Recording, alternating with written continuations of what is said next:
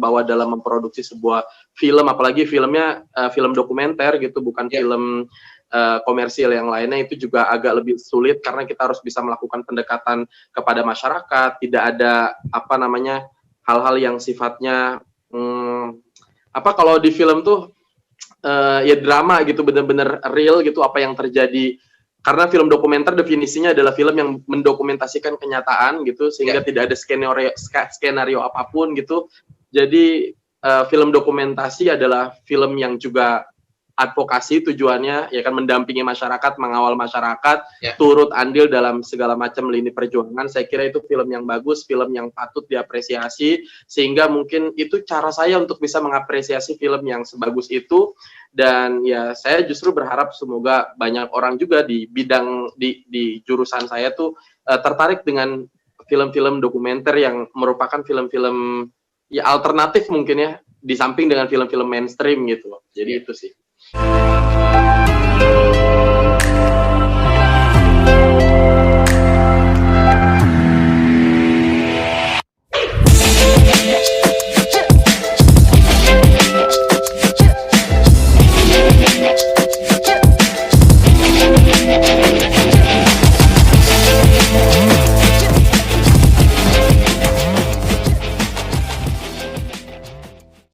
Bang Ardi, ini lanjut lagi ya.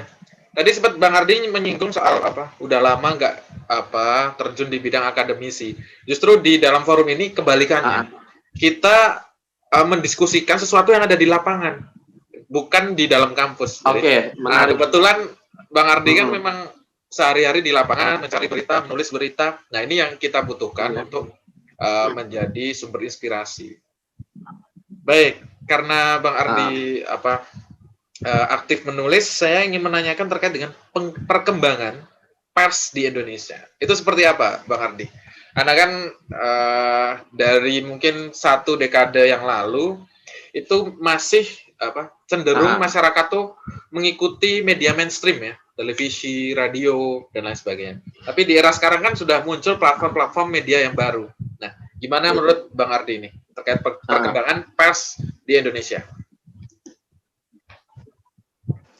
Iya, perkembangan pers di Indonesia itu kan terasa setelah tadi misalnya pasca reformasi 98 kan, setelah dibungkam, orang-orang yang seumuran kita gitu, yang lahir di tahun 90-an, 80-an gitu, mereka merasakan, terutama di 90-an, itu merasakan betul bagaimana transisi transisi yang terjadi dulu, bagaimana pemberedelan itu sering terjadi di industri media, di perusahaan industri media gitu, tapi sekarang jarang sekali terjadi gitu ya kan. Beberapa kali Tempo juga pernah dibredel dan lain sebagainya gitu.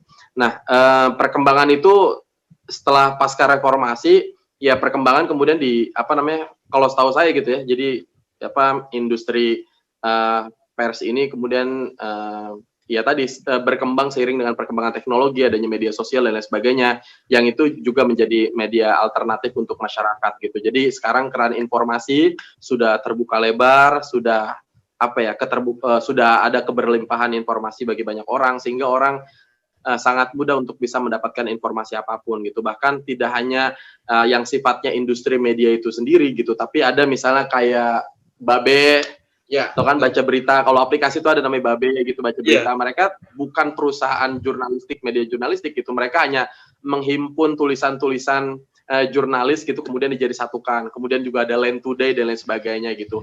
Di satu sisi itu menjadi sesuatu hal yang positif gitu, karena memudahkan masyarakat hanya dengan mengakses satu platform, mereka bisa mengetahui berbagai macam pemberitaan dari berbagai macam media gitu, sehingga sangat gampang sekali ketika misalnya pengen membandingkan bagaimana secara ideologi media tertentu, misalnya kayak TV One atau dengan Metro TV. Kalau dulu kan sering dibanding-bandingkan gitu. Jadi itu kemudahannya gitu, karena bisa dilihat angle yang mana yang dipilih. Misalnya pemilihan kata, kalau dulu tuh ada pemilihan kata lumpur lapindo gitu. Itu kalau di TV One itu beda namanya, bukan lumpur lapindo tapi lumpur Sidoarjo gitu. Karena lapindo itu identik sekali dengan nama sebuah perusahaan yang itu adalah bagian dari pemiliknya gitu. Jadi itu kita baru tahu itu Ardi gitu, tapi so far menurut saya gimana? Baru tahu itu kalau memang gimana Pak? Penyebutannya itu berbeda. Yang satu Lapindo, yang satu Oke, Lumpur Sidoarjo. Lucy Lumbur Sidoarjo. Oh, Jadi itu kan sebenarnya jadi pembahasan secara akademis mungkin anak-anak mahasiswa ya. di zamanku dulu di UIN tuh selalu yang kayak gitu. Tapi sekarang udah sangat mudah masyarakat. Artinya sekarang karena udah keberlimpahan informasi, tidak ada informasi yang ditutup-tutupi gitu. Walaupun ya ada beberapa apa ya mungkin lembaga atau institusi tertentu yang sifatnya masih eksklusif. Tapi ya udahlah mungkin ke depan juga akan terbuka. Tapi seiring dengan itu, menurut aku sekarang tuh jauh lebih banyak keterbukaan informasi sehingga alternatif orang untuk mendapatkan informasi itu sangat banyak gitu. Maka yang paling penting adalah gimana caranya untuk bisa menyaring informasi itu sekarang. Bukan gimana caranya mendapatkan informasi, tapi gimana caranya menyaring informasi yang berita atau informasi apapun yang valid, yang akurat, yang aktual gitu, yang juga memberikan edukasi gitu. Baik. Jadi perkembangan pers di Indonesia ada dampak positifnya. Kemudian tadi ada keterbukaan dan kita bisa menyaring ya berita mana yang bisa kita pilih untuk menjadikan sumber informasi ya. Oke.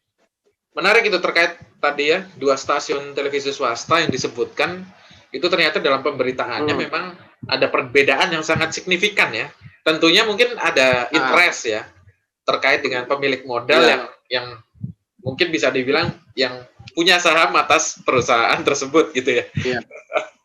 Betul. Itu emang apa ya? Itu emang konsekuensi logis sih Pak dari sebuah perusahaan yang dimiliki oleh ya itu pengusaha yang juga politisi. Oke. Pertanyaan selanjutnya ini.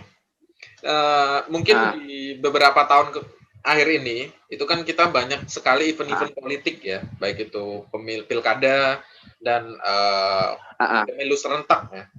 Dan pastinya event-event politik ini juga untuk kepentingan politiknya ya, untuk kemenangan politiknya ya, itu sedikit banyak pasti ada intervensi ya. Jadi politik mengintervensi pers dengan output yaitu tadi perbedaan antara stasiun TV yang satu dengan stasiun TV yang lain atau media cetak satu dengan media cetak lain yang memberitakan sesuatu dengan perbedaannya cukup signifikan ya.